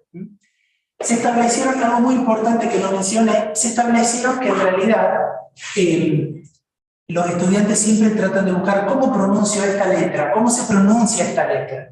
Y, digamos, dada la profundidad ortográfica que tiene el inglés, es importante alcanzar un nivel que es el de digamos, la relación tiene que ser entre una combinación ortográfica con una combinación de sonidos. Porque yo quiero decir, yo quiero enseñarle cómo se pronuncia la A escrita en inglés, tengo que pensar en un montón de sonidos. Y si quiero pensar cómo se pronuncia, cómo se representa ortográficamente un sonido, tengo que pensar en un montón de combinaciones. Si yo agrando el alcance de la conversión, es decir, ese uno a muchos, va a ser mucho más fácil que el estudiante asocie un grupo de letras con un sonido o un grupo de sonidos. Entonces, esto es lo que normalmente no hacemos, pero que sí se hace en la enseñanza de la lectura en inglés como lengua materna. Entonces es pedir prestado un método de la lengua materna para utilizarlo en la lengua extranjera. Los procedimientos que se utilizaron fueron una comparación de ambos grupos con preprueba, y en el medio de las 2 instancias estuvo la instrucción, una instrucción explícita grafofonemática, es decir, específicamente con estas combinaciones que se eligieron. Entre más, pero se hizo un porcentaje, una pequeña encuesta, y estas surgieron como las más dificultosas. Y después se utilizó una comparación interevaluador. ¿Por qué? Porque teníamos este problema. La transcripción queda bastante claro si el símbolo fonético fue bien utilizado o no fue bien utilizado. Pero en la oralidad, muchas veces como un análisis perceptivo, un docente puede percibir que se dijo un sonido, otro docente puede percibir que se dijo otro sonido. Entonces se realizó un estudio, una comparación interevaluadora. Es decir, se sometió una serie de pruebas seleccionadas de manera aleatoria y dos docentes analizaban esas pruebas. Si había acuerdo, quiere decir que en términos generales, en el total de la muestra, los sonidos que se habían percibido eran los correctos. O estaban bien o estaban mal, pero había acuerdo entre los evaluadores. Aquí hay digamos, se realizó una prueba capa de Cohen para establecer la fiabilidad interevaluadora. Esa prueba para cada una de las muestras que se tomaron, la prueba capa de Cohen va de 0 a 1, en donde 0 es nada de acuerdo y 1 es acuerdo total. Normalmente nunca hay acuerdo total, pero hubo un nivel muy alto de acuerdo. Vale decir que lo que se escuchó como sonidos que se realizaban, había coincidencia entre dos evaluadores. Esto no se hizo con la prueba escrita porque la prueba escrita es muy fácil de constatar. Aquí hay unos gráficos en donde se ve, digamos, las barras azules son, este es el grupo experimental en la prueba oral. Las barras azules son antes de la instrucción, las barras rojas después de la instrucción. Con cada una de las combinaciones, evidentemente, prácticamente no hace falta la estadística inferencial porque descriptivamente nos damos cuenta de que ha habido, tanto en la prueba oral como en la prueba escrita, ganancias de aprendizaje. Con respecto a este es el grupo control, es decir, el grupo que no recibió la instrucción. Fíjense ustedes lo que pasa luego del periodo. Aquí no podemos decir después de la instrucción porque no hubo instrucción. Pero la preprueba y la postprueba se tomaron exactamente el mismo día por distintos... Pero no hubo ningún tipo de intervención, entonces, para en el grupo B no hubo ningún tipo de intervención con respecto a la relación grafofonética. Y fíjense lo que ocurre luego del tiempo que pasó entre la preprueba y la postprueba. En realidad hubo más desaprendizaje que aprendizaje. Ahí hubiera sido bueno ver otro método, ¿no? ¿Cómo? Ver otro método. ¿Otro método de enseñanza o otro método de evaluación? No, porque no hubo experiencia de aprendizaje en ese grupo, en realidad. En este grupo no hubo experiencia de aprendizaje, pero si podemos avanzar, después podemos discutir con respecto a los resultados. Con respecto a la tarea escrita, estos son los resultados del grupo B, en donde tampoco se ven variaciones significativas, y creo que lo he pasado el grupo A en una de las otras. En la mayoría de las pruebas orales y escritas, se ve que la prueba estadística, se realizó una prueba estadística, una prueba T para mediciones apareadas, es decir, se midieron los mismos grupos, y entonces se estableció que el valor alfa o el valor P, si es menor a 0,05, la diferencia estadística dentro de un sistema de estadística inferencial, la diferencia que hubo es estadísticamente significativa. En cambio, si es mayor a 0,05, las diferencias que hay no son estadísticamente significativas. Se eligió una sola de las combinaciones para mostrar que en casi todos los casos, el grupo que recibió la instrucción explícita tuvo diferencias significativas. Esas diferencias se atribuyen a la instrucción, mientras que el grupo que no recibió instrucción no tuvo diferencias, y en algunos casos hubo desaprendizaje. De las pruebas realizadas surge que el grupo experimental obtuvo ganancias estadísticamente significativas en la decodificación fonológica entre la preprueba y la postprueba, tanto en la tarea escrita como en la tarea oral. Este hallazgo es atribuible a la realización de una serie de actividades grafofonemáticas, que son las actividades que se realizaron como parte de la instrucción explícita esta de enseñar a pronunciar, a identificar la pronunciación a través de la ortografía. En el otro grupo no se hizo esa enseñanza para ver si había una ganancia. En el otro grupo, el otro grupo no obtuvo ganancias estadísticamente significativas en la decodificación fonológica entre la preprueba y la postprueba, tanto en la tarea escrita como en la tarea oral. Este hallazgo es atribuible a la ausencia de estas actividades.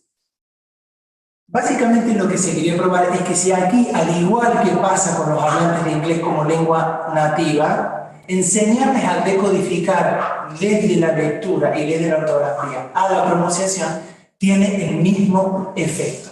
Aparentemente, digamos, con estos resultados en estos grupos se pudo probar lo mismo que se suelen probar en los estudios de inglés como lengua materna. Como conclusiones de la investigación, estos hallazgos son consistentes con estudios tanto de corte cuantitativo como de corte cualitativo, tanto en el inglés como lengua 1, y también hay revisión del inglés como lengua 2. La instrucción grafofonemática arroja resultados positivos cuando es bien planificada y acotada. No vamos a tener tiempo, pero les habíamos traído el ejemplo de una clase. Estas clases se daban en medio módulo, muy guionadas, porque se dieron en distintos cursos y por una cuestión de asignación de recursos lo daban distintos profesores. Entonces se hizo un entrenamiento con los profesores para que todos los profesores enseñaran exactamente lo mismo con cada uno de los grupos. Los procesos de decodificación son importantes en la lectura en voz alta y tienen impacto tanto en la producción de los sonidos como en la representación simbólica a través de la transcripción. El tratamiento grafofonológico en la clase de pronunciación, una actividad a la que no se recurre tanto cuando se enseña pronunciación en inglés, puede contribuir además al desarrollo lingüístico en otras áreas, como son el acrecentamiento léxico y la conciencia morfológica. Y eso es todo. Estas referencias a lo largo del trabajo que se la puedo acercar, pero no. La clase, me gustaría que nos mandes por mail. La clase, el modelo de Sí, clase. claro, está la La metodología. Sí, claro. Está bueno. Bueno, muchas gracias.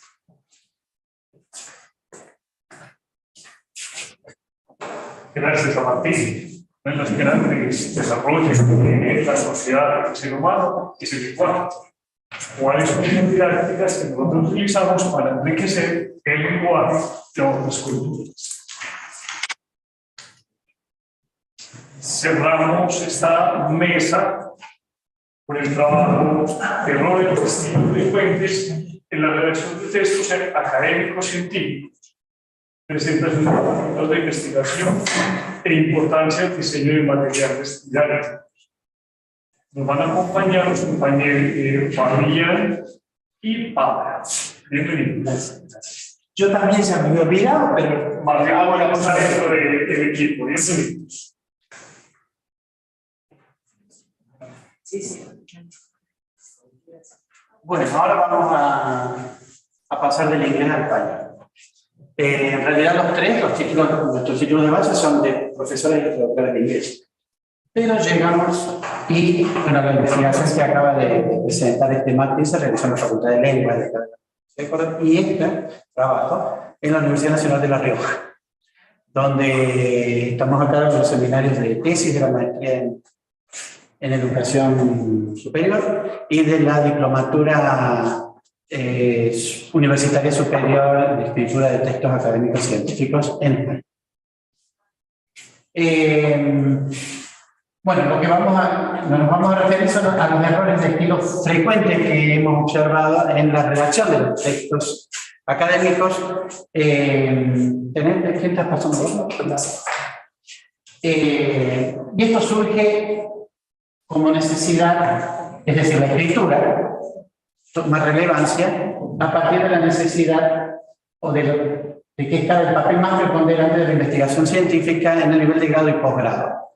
En realidad nosotros los análisis que hacemos en el nivel de posgrado, sobre todo con los estudiantes noveles o novatos, que son los que comienzan a escribir sus tesis, proyectos de investigación, los informes de investigación para una publicación que se les exige parte de la carrera de maestría o de la diplomatura en escritura de textos académicos científicos. Y bueno, y esta necesidad de continuar con el proceso de alfabetización académica, en este caso de escritura, en el nivel de posgrado. En este caso, vamos a exponer los resultados de este estudio que es cualitativo, en realidad, porque se hizo a través de la lectura de todos los trabajos y fueron surgiendo las categorías de los errores más comunes. Y tenemos un ejemplo de cada caso, porque sabemos que tenemos poco tiempo. Bueno, en el marco de la Maestría de Educación Superior, Universidad Nacional de La Rioja, en ese caso, y en informes de investigación, en el marco de la Diplomatura Universitaria Superior en Escritura de Textos Académicos Científicos, que se dicta también en la UNAM. El propósito fue identificar estos errores más comunes para ver cómo podíamos ayudar a los maestrandos y a los inscritos en la diplomatura. Entre los errores más frecuentes que observamos, vamos a empezar con los léxicos y luego con los gramaticales. Dejamos de lado para esta presentación los de puntuación y ortografía por tiempos, no por ser menos importantes. Y primero es lo que llamamos verbos, lo llamamos nosotros verbos comodín. Entonces, si leemos este ejemplo, dice, a los fines de tener información fáctica y de opinión, se le hará un cuestionario en el que se harán preguntas cerradas y abiertas. Al responder estas últimas, los sujetos encuestados darán sus argumentos a favor o en contra de la educación a distancia. Para ver si hay errores en el diseño del instrumento y hacer las modificaciones necesarias, haremos una prueba piloto. Si leemos ese pequeño texto, es coherente, es cohesivo, pero sin embargo el estilo no es bueno. A los fines de tener información fáctica y de opinión, hay ciertos verbos como tener, dar, hacer, que tendemos a usarlo con todos los sustantivos, con lo que se colocan con todos los sustantivos. No es que no se colocan, pero en la oralidad. Como comodines. Entonces, por ejemplo, a fines de, nosotros que les insistimos en esto, a los fines de tener información fáctica, de obtener, de recabar, de recolectar, se dará un cuestionario, se administrará un cuestionario, se suministrará, aquí lo tenemos, se diseñará un cuestionario en el que se harán preguntas cerradas, en el que se formularán preguntas, la pregunta se formula. Esto tiene que ver mucho con lo que se llama colocaciones, con qué verbo coloca ciertos sustantivos, con qué adjetivos colocan ciertos sustantivos. Al responder estas últimas, los sujetos encuestados darán sus argumentos a favor o en contra, mejor esgrimir un argumento, y entonces todo esto mejora el estilo del escrito. Para ver si hay errores en el diseño, para comprobar, para observar, para corroborar. Trabajamos mucho, ya vamos a ir al último, Pablo se va a encargar de participa en la última, el análisis del corpus y de todos los diccionarios que podemos usar, en este caso de sinónimos o de colocaciones. Si hay errores en el diseño del instrumento y hacer las modificaciones necesarias, de hacerlas, realizar, efectuar, bien. Haremos una prueba piloto, realizaremos, llevaremos a cabo, etc. El segundo tipo de error es la precisión léxica, la falta de precisión léxica, la imprecisión léxica. Cabe resaltar, este otro texto tomado de uno de los trabajos, cabe resaltar que el investigador ignoró algunos de los datos recabados por no considerarlos significativos para el estudio de la problemática objeto de estudio. Asimismo, los resultados constataron la eficiencia del tratamiento que recibieron tanto los sujetos del grupo control como los del experimental. Nuevamente, si lo leemos rápidamente, nos vemos, pero cuando profundizamos, cabe resaltar que el investigador ignoró algunos de los datos recabados por no considerarlos significativos para el estudio de la problemática. Si los ignoró, hay una decisión. si los ignoró no los conocía. Ignorar es no conocer. Entonces no puede que los ignoró por no considerarlos significativos. Es que los descartó, pero no los ignoró. Porque cuando uno ignora, no lo conoce. Y acá sí tenía conocimiento, y luego de tener conocimiento decidió que no eran significativos. Entonces, una imprecisión léxica. Para el estudio de la problemática objeto de estudio, tendemos mucho a usar la palabra problemática, y problemática es conjunto de problemas. Y la RAE aconseja usarlo como adjetivo, una situación problemática, o en plural, pero no como sinónimo de problema, o de tema, o de asunto, o de cosa. Los resultados constataron la eficiencia del tratamiento. Una cosa o un objeto no puede constatar. El que constata es el investigador. Los resultados corroboran, muestran, demuestran, pero no constatan. El investigador constató a través de... En todo caso, en los resultados se constata. Se constató. Los resultados se constatan. La eficiencia del tratamiento. Eficiente es la persona y eficaz es el objeto. Sería la eficacia. Bien, otro error común es la redundancia. A partir de los resultados obtenidos, en la última fase de etapa, los investigadores elaboraron la taxonomía propuesta inicialmente de una manera diferente. A partir de los resultados obtenidos redundantes, de los resultados no hay otra manera. A partir de los resultados, punto. En la última fase de etapa, tenemos a ser verbosos. Es decir, la última fase o en la última etapa. Los investigadores reelaboraron la taxonomía propuesta inicialmente de una manera diferente. Tendemos a decir poder repetir de nuevo, el prefijo re ya implica de una manera diferente. Entonces, reelaboraron la taxonomía propuesta inicialmente. Se supone que es de una manera diferente si la van a reelaborar. Si no es repetirla, para rectificar. Otro error léxico es la verbosidad. A continuación procederemos a describir la metodología que utilizaremos. ¿Está mal? No, pero no ayuda al estilo. A continuación describiremos la metodología. Procederemos a describir. Con el objetivo de dar mayor fortaleza a los hallazgos y teniendo en cuenta las características del diseño metodológico de este estudio, en el transcurso del trabajo de campo se optó por dar prioridad a la observación participada, con el objetivo de dar mayor fortaleza. Para dar mayor fortaleza, para fortalecer. Tenemos 1, 2, 3, 4, 5, 6, 7 palabras que pueden reemplazar de cosas. Ni hablar cuando definen 25.000 palabras, 10.000 palabras. Ahí cuando me dicen 500 y yo necesité 1.000, me doy cuenta de todo lo que pongo varias veces lo mismo. Claro. Entonces, y teniendo en cuenta y considerando las características del diseño metodológico de este estudio, en el transcurso del trabajo de campo se optó. En el trabajo de campo, no en el transcurso del trabajo de campo, se priorizó la observación participante. ¿Sí?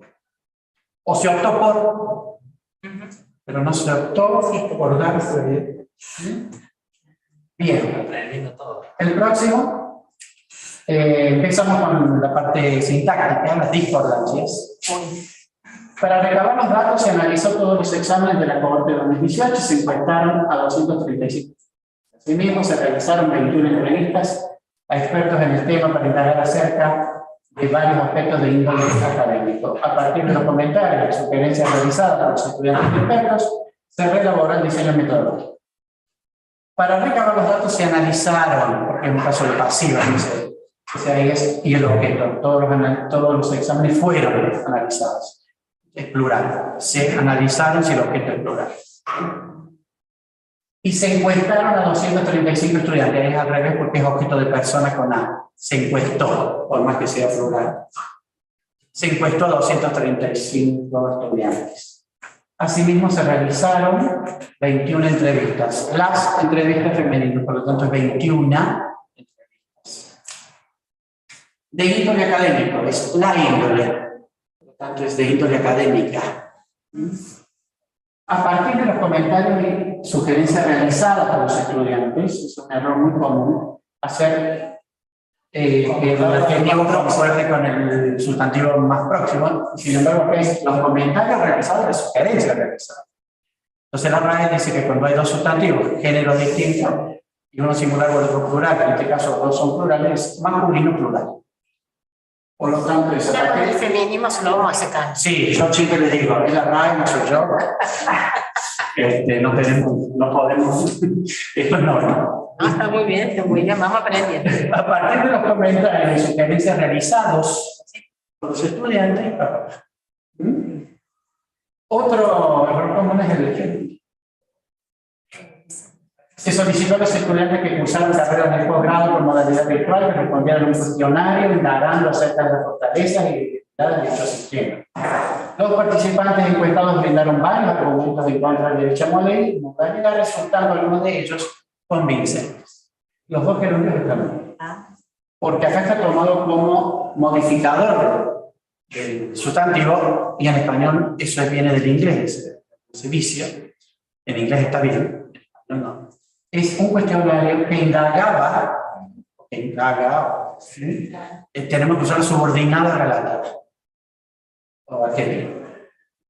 Y en el último caso, en contra de dicho, resultando algunos de ellos convincentes, se llama gerundio partitivo, y es en contra de dicha modalidad, algunos de los cuales resultaron convincentes. No se puede usar el gerundio.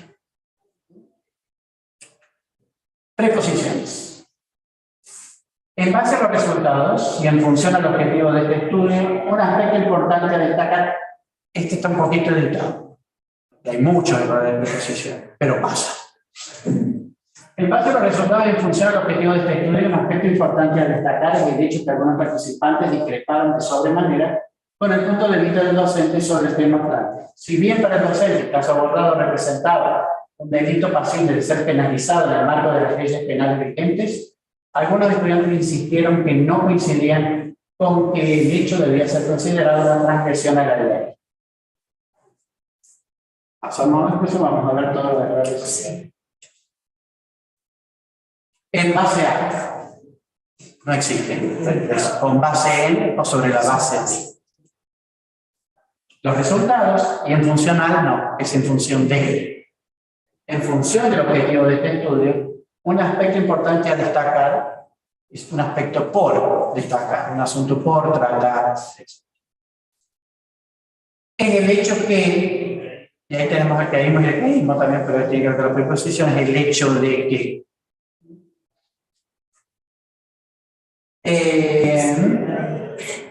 algunos participantes discreparon de sobremanera, no, las personas discreparon sobremanera, sin la preposición. Con el punto de vista del docente, es discrepar de con alguien, discrepar de algo con alguien. Entonces, discrepar del punto de vista del docente sobre el tema planteado. Insistieron ¿qué? Insistieron en algo, insistieron en el régimen del verbo insistir en que no coincidían, sí, coincidían con que no coincidían en algo, en el hecho, en que el hecho debía ser considerado una transgresión no a la ley, sino de la ley.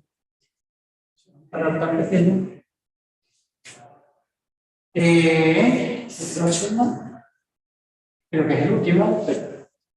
El caso del mismo se llama mismismo y es usar el mismo, la misma, los mismos como pronombre cuando en español no está aceptado. En español debe ser determinante, es decir, la misma persona, el mismo tema, pero no lo podemos usar como pronombre con referencia anafórica para referirnos a algo que ya se ha dicho.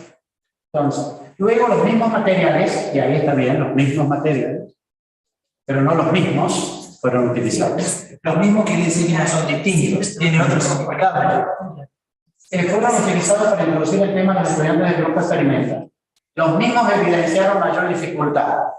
Ahí están los suaves. Estos o aquellos, estos o dichos materiales, hay distintas formas, pero no los mismos evidencias. mayor dificultad para comprender el tema que los alumnos del grupo pasó. En términos generales, podemos concluir que los materiales utilizados requieren una revisión exhaustiva, ya que los mismos no se adecuan a la modalidad de enseñanza y aprendizaje, ya que dichos materiales. Bien,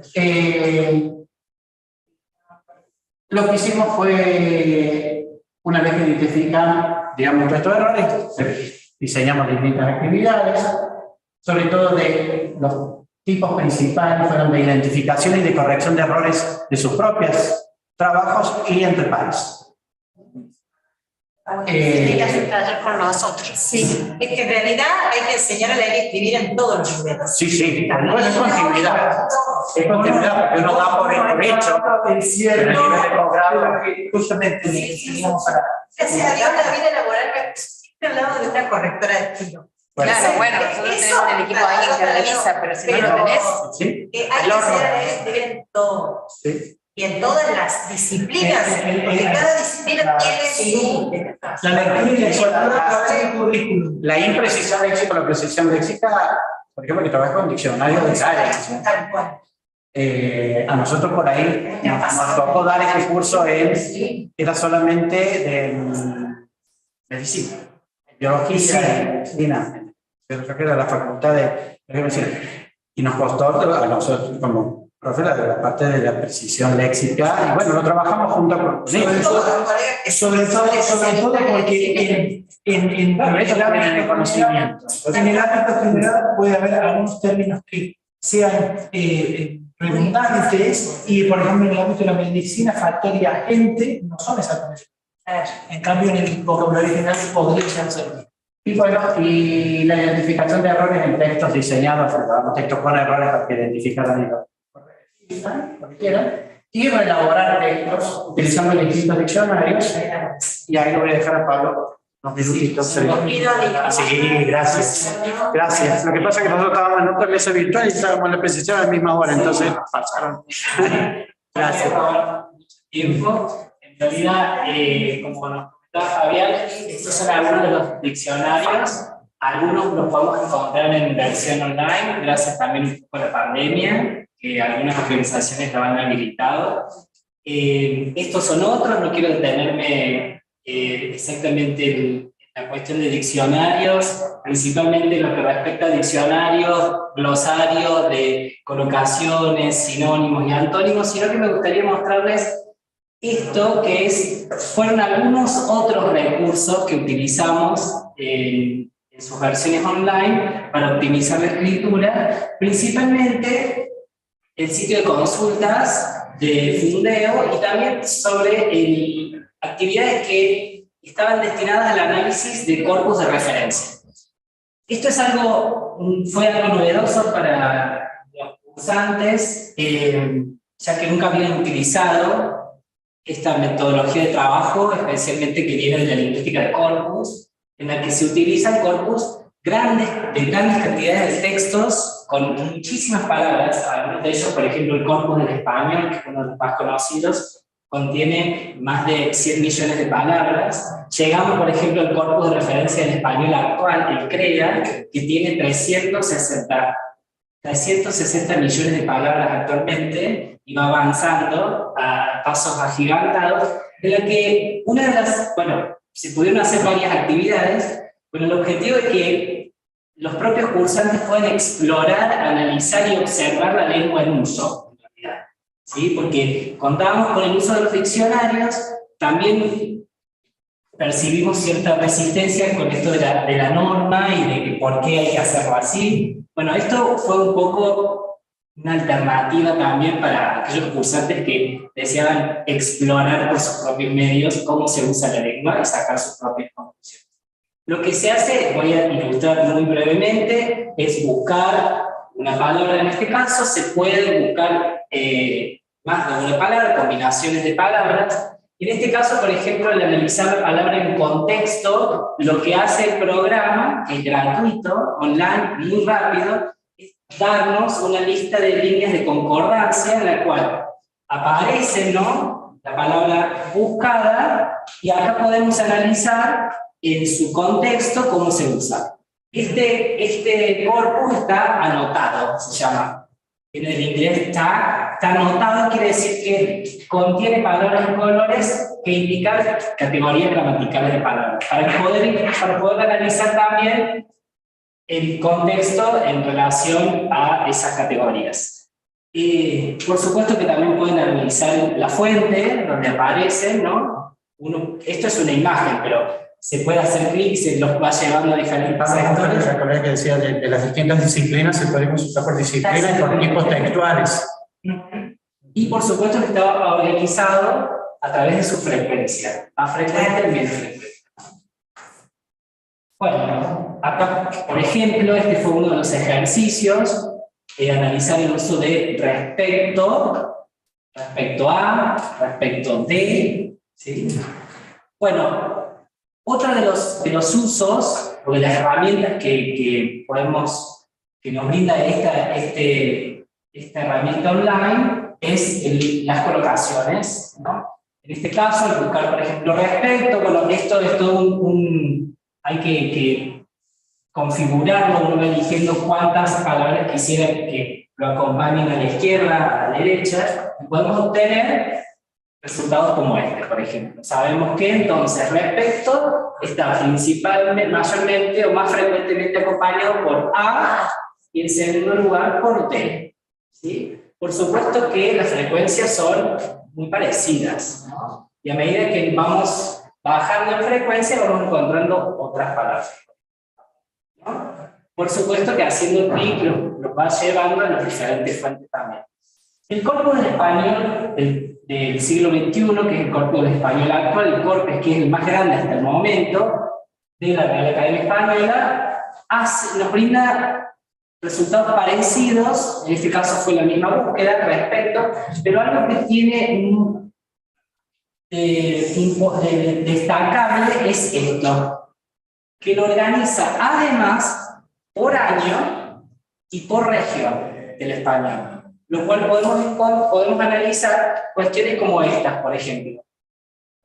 Al hacer clic sobre un ejemplo, supongamos que nos llama la atención, sabemos que viene de Colombia, sabemos que es respecto, por si no llegan a leer, dice respecto, sustantivo común, masculino, singular, ¿no? Ahí tenemos información valiosa también, y la referencia bibliográfica y información sobre su clasificación.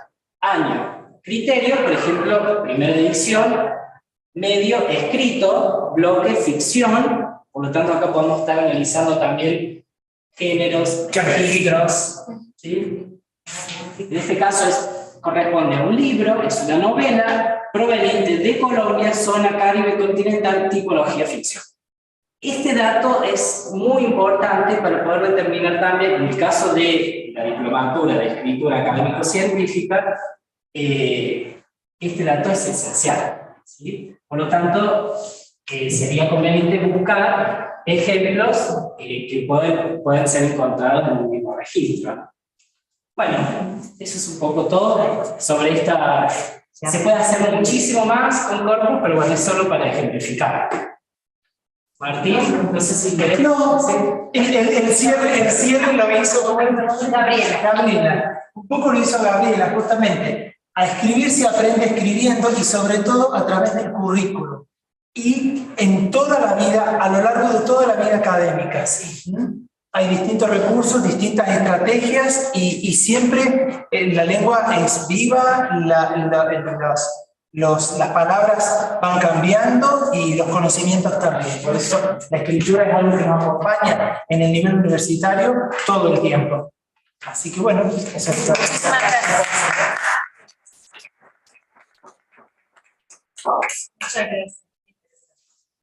Un llamado no solo que nos enseñen a escribir, sino a hablar también. ¿Sí? A saber hablar. Me hacía la pregunta, ¿sería que con esos evaluadores pasé el examen o no lo pasé de todo lo que he hecho? Ajá. Sí, porque es tan necesario que aprendiéramos a hablar. Aprender a escuchar. Agradecerles a ustedes por querer hacer parte de este trabajo tan importante para la Universidad Católica. de Córdoba, Argentina, y para la red de investigación y gestión del conocimiento. Ambas instituciones siempre con miras a qué más podemos hacer en función de pensarnos como maestros. En esa tarea de pensarnos como maestros, algunas conclusiones. En el día a día que estamos haciendo nuestras tareas, pareciera que nada más sí, nada de nuevo. Todo parece que está ahí, que está ahí, que está ahí. Es tan importante, enriquecedor. Estos espacios, estos encuentros para darnos cuenta, se están haciendo muchas cosas en bien de la educación. Prueba de ello es ser capaz de hablar de cultura inclusiva, que a veces ahí está. ¿Qué pasa con nosotros que no la hemos visto? De esa capacidad que debemos hacer de innovación, donde la calidad, la equidad es fundamental. También de pensar y repensarnos en esas estructuras, porque es que no nos podemos salir del sistema. Tenemos que responder al sistema, pero ¿cómo lo hacemos? Hay posibilidad de innovación, ¿cómo lo hacemos? Dejemos de pelear con el sistema y hagamos creativamente lo que tenemos que. Y eso genera avance, eso genera desarrollo, eso genera innovación, eso genera apasionarse por lo que está haciendo. Y si no, vas a hacer. Me suena migración. Es un asunto no desde ahora, ha sido de siempre. ¿Qué hacemos con él? Volver una riqueza, potenciarlo desde las posibilidades que se dan con el sector educativo. ¿Por qué? Porque es que otra cultura que viene a hablarnos, que viene a contarnos, y nosotros cómo la recibimos, cómo hacemos un contexto de interrelacionalidad. Los compañeros cuando nos ponen en ese desafío de las lenguas, ¿sí? Pero como precisamente nos dicen, ojo con esto, cuidado con esto, porque a veces desafortunadamente los errores que se van volviendo costumbre. ¿Quién nos está llamando la atención? Eso no se dice, eso no se pronuncia, eso está mal escrito. ¿Quién? Los maestros. Los maestros. Lo debemos hacer. Eso en conclusión de todo lo que el ejercicio que se hizo durante esta tarde. No sé, profe Lucas, ¿qué tiene para aportar? El profe Daniel, ¿qué tiene para aportar? ¿Y qué preguntas hay para nosotros? Igual a todas aquellas personas que a través de la internet están participando, preguntas, qué inquietudes, qué observaciones tienen para esta primera jornada del día de hoy.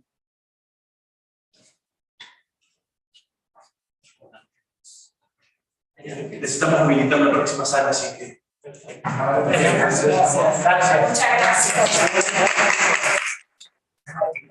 Muchas gracias. Hay postproducción. Ay, Entonces nos acercamos.